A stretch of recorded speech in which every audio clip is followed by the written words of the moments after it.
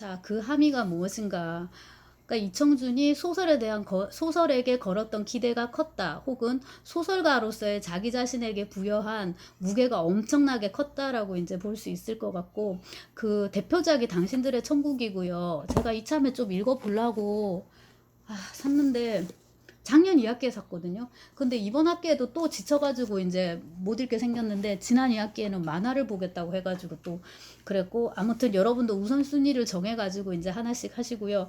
근데 이제 그 많은 장편들을 썼는데, 그 제가 링크해드린 영화로 만든 그 서편제 같은 거, 그것도 이제 서편제는 연작 소설이었나 보다. 장편이 아니라. 그래서 제법 상당히 많은 소설을 썼고, 그 다음에 또 많은 작품들이, 그 벌레 이야기는 단편인데 그런 식으로 이제 영화로도 많이 만들어지고, 그래서 이청준이 아주 베스트셀러 작가, 막 이문열이나 황성영 같은 그런 베스트셀러 작가는 아니지만 그래도 그 당대 독자들에게 상당히 큰 영향을 미친, 다들 그래도 알고 존경하고, 이제 이 정도만 써도 참 좋겠다라고 이제. 예. 근데 이제 이렇게 가기도 되게 힘들지만 좌우당간 이제 일당백입니다. 이게 지금 당신들의 천국이. 네. 네, 이 당신들의 천국은 그 20대 때, 그러니까 60년대 이미 구상을 했었나 보더라고요. 1966년에 이규태 기자가 소록도 반란이라는 논픽션을 출간을 하나 봐요. 제가 이거를 직접 보지는 못하고 이제 저도 2차 자료 보고 이제 안 건데, 요거는 조금 얄팍한 자료집 같은 것인가 보더라고요. 근데 이제 청년 이청준이 이것을 보고서 이건 소설감이 되겠다라고 생각을 한 것 같아요. 그래서 그 여기 소록도 반란에 조창원이라는 이제 그 군인 장교가 있는데,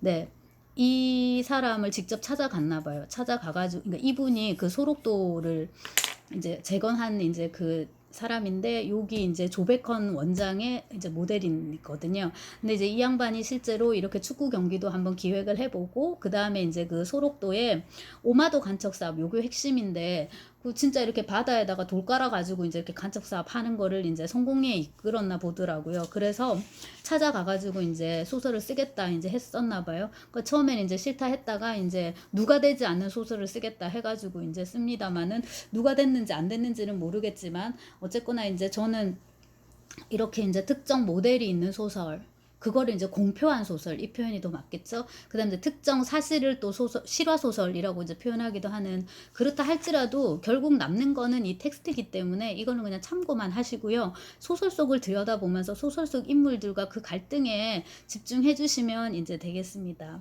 그래서 이제 핵심은 20대 때 이미 뭐 태원 이런 거 조그만 작품 쓴 이런 이제 청년 작가인데, 먹고 사는 것도 지금 되게 문제예요, 젊은데. 근데 저는 몰랐는데 이 이청준이 사상계에서 일을 했더라고요.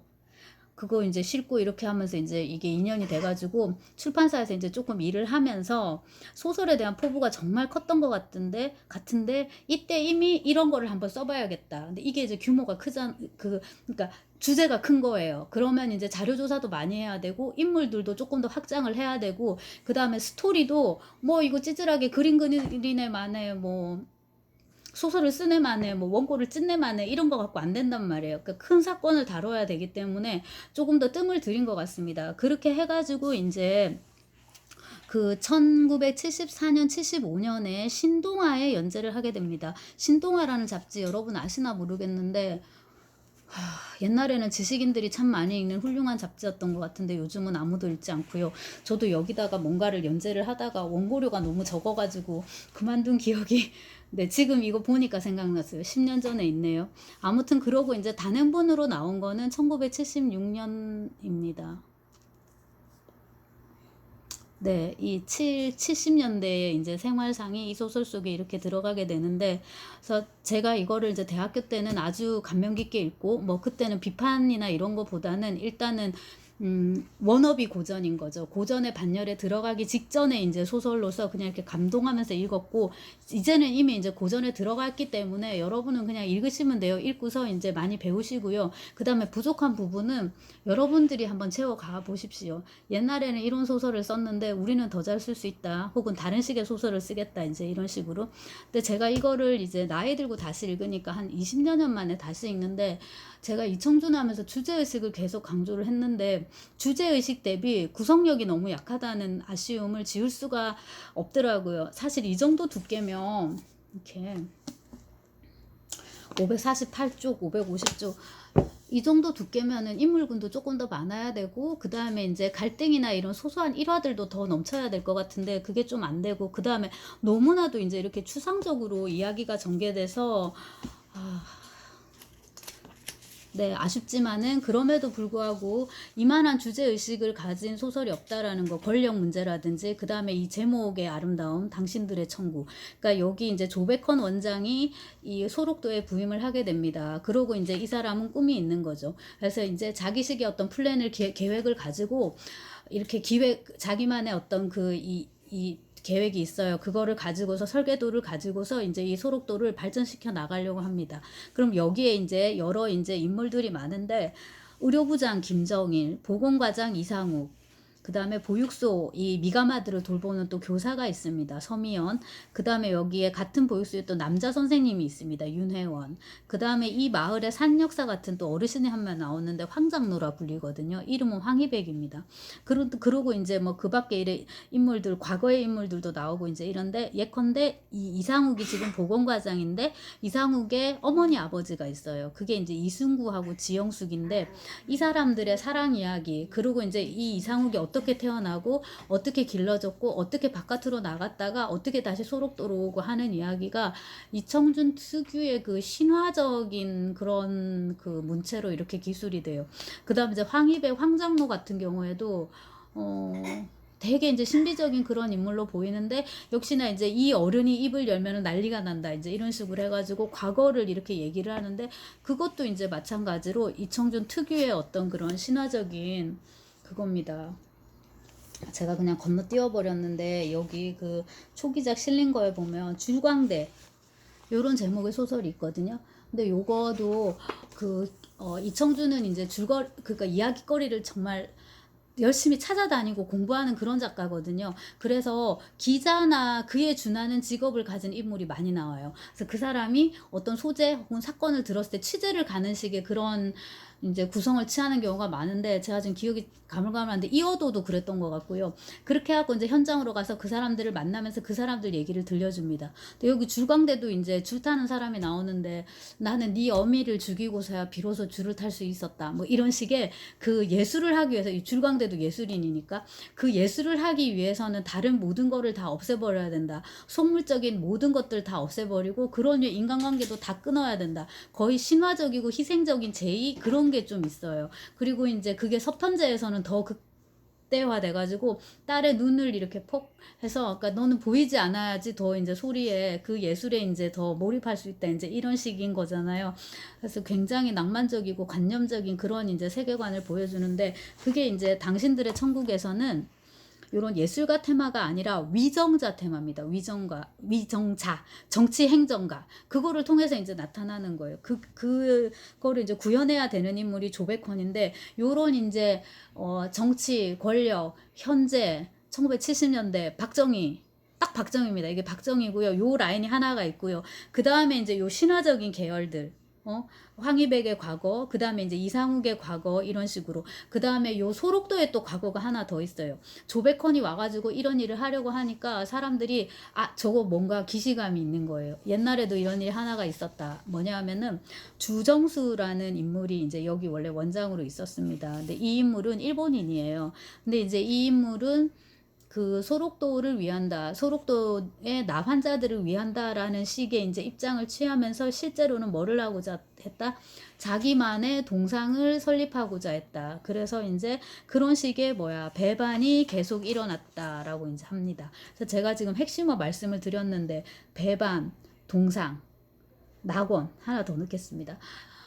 낙원을 건설한다는 미명하에 실은 이 나환자들의 낙원을 건설한다는 미명하에 이런 사람과 자원을 다 동원한 다음에 실제로는 낙원을 건설하는 게 아니라, 그러니까 천국을 건설하는 게 아니라 자기만의 동상을 세우고자 했다. 그런 식으로 끊임없이 이 뭡니까, 배반을 이제 거듭했다. 이런 식의 이제 논리거든요.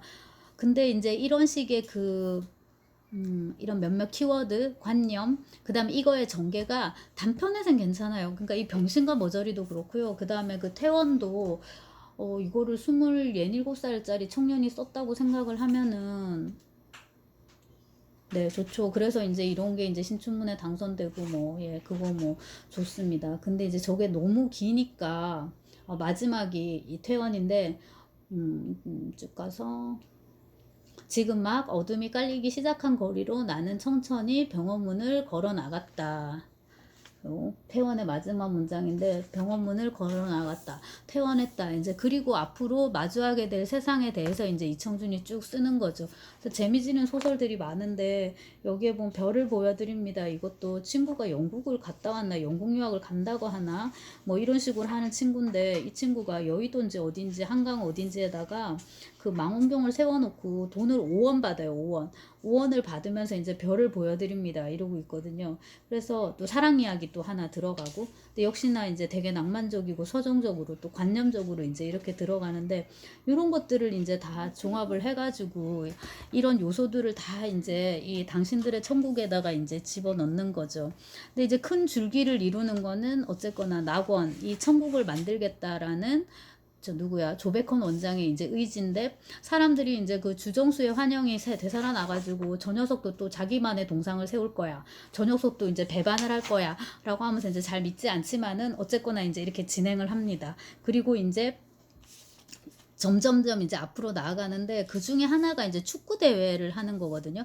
근데 이 원장의 모토라는 게 인화단결, 정정당당, 상호협조, 재건 막 이런 것들이에요. 그래서 여러분은 그 시대를 살지 않았겠지만은 저는 70년대에 태어났기 때문에 그 국민교육 헌장을 초등학교 때 외운 세대고요. 그 다음에 이제 초등학교 때 학예제를 하면은, 그땐 정말 국민학교였는데 학예제를 하면은 저희는 다 뭐 무찌르자 뭐 공산당 뭐 이런 거를 다 썼습니다. 나는 공산당이 싫어요 뭐 이러고, 그다음 빨간 승냥이 그리고 하던 그런 이제 7, 80년대를 보냈기 때문에 이런 문구를 보면은 막 그 과거가 확 살아나는 거예요. 근데 이제 이거는 개인의 과거가 아니라 우리가 집단으로서 다 이제 체험했던 거니까 그거를 조금 더 이제 뒤로 가서 본다고 생각할 수 있는데, 요거를 이제 그 점점 계속 이렇게 신화적인 방식으로 조금 이제 이끌어가요. 그래서 일단 축구팀 만드는 이제 그 얘기가 나오고, 이제 그 다음에 이제 아까 그 이상욱 이야기 이런 게 이제 중간중간에 이제 삽입이 돼요. 근데 묘사되는 거 보면은 막, 너무나도 그 신화적인 그런 이제 어떤데, 그 아까 이제 엄마 아빠가 이렇게 왔잖아요.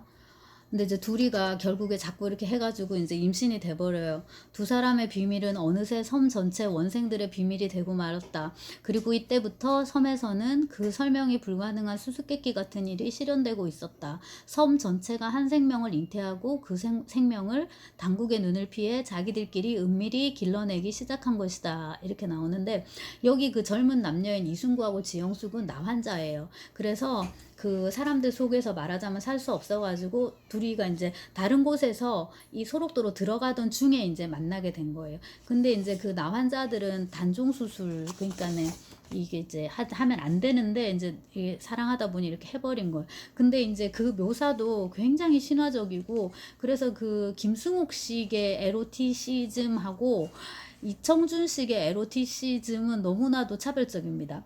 김승옥은 진짜 막 대놓고 이렇게 하고요. 묘사가 그렇다는 거고요. 이쪽에 이제 이청준은 굉장히 신화적인 분위기로, 굳이 따지자면 둘 다 야한 거는 똑같은데, 이 이청준은 보면은 무슨 사람의 그런 게 아니라 뭐 왜 이무기와 뭐 이런 거 있잖아요. 그 다음에 뭐 진짜 공주와 뭐 미녀와 야수 막 이런 식으로 뭔가 굉장히 신화적으로 이렇게 신비적으로 이렇게 묘사를 하고, 그 다음에 이제 그 행위 자체보다는 그 행위와 관련된 어떤 인물들의 심리라든가 그 바깥에 그런 어떤 뭐 정서라든가 그런 것들을 이제 묘사를 또 이제 많이 합니다.